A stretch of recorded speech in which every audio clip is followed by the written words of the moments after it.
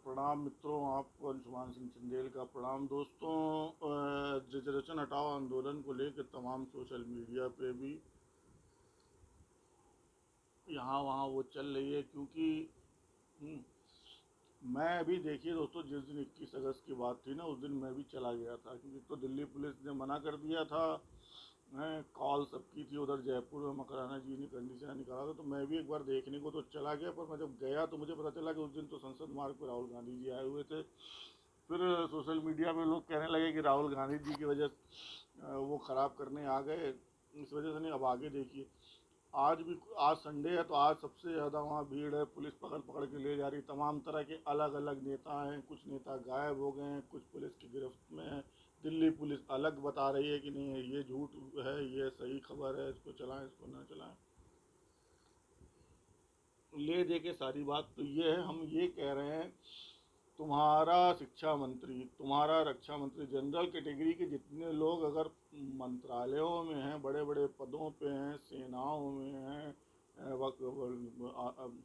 हर field में हैं, media की फील्ड में, वो क्यों नहीं बोल रहे हैं?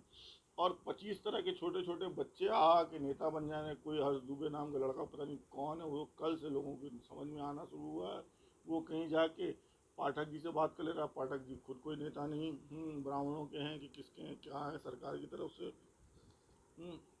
यूपी में, लखनऊ में बात कर ले रहा, जैसे लग रहा है यूपी इलेक्शन के लिए आरक्षण की बात चली थी।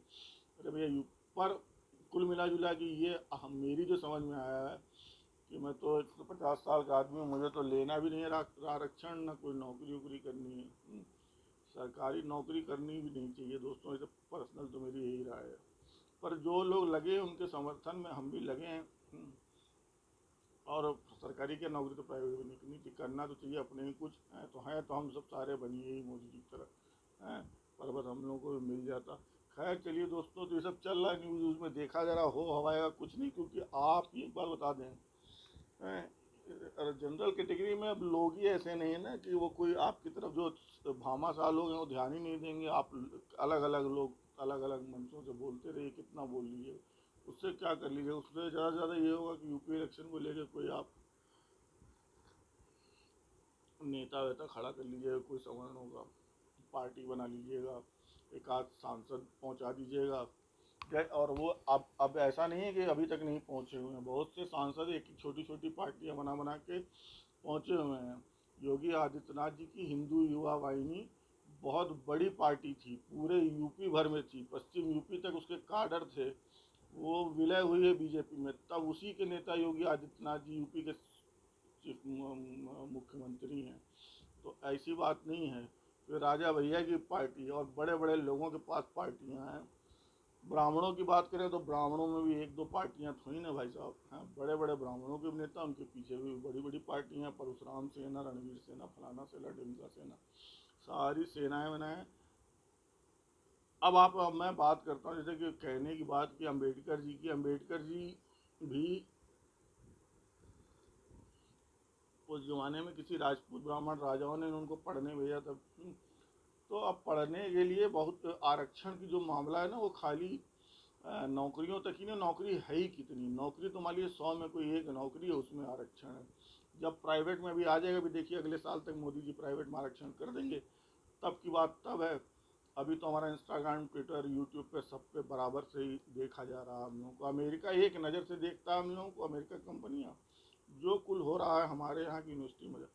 पर जो ये छोटे मोटे स्कूलों में एडमिशन एडमिशन के लिए है ना, कि जैसे अब किसी अब आप कल से कर दीजिएगा सरकारी स्कूलों में, मैंने सुना कि एडमिशन को लेके भी है न। अब हमारे तो न कोई एडमिशन कराने जाना ना आता ना पता, पर अब कल को प्राइवेट में भी ऐसे कर दीजिएगा एडमिशन, तो ये सब समस्या है ना।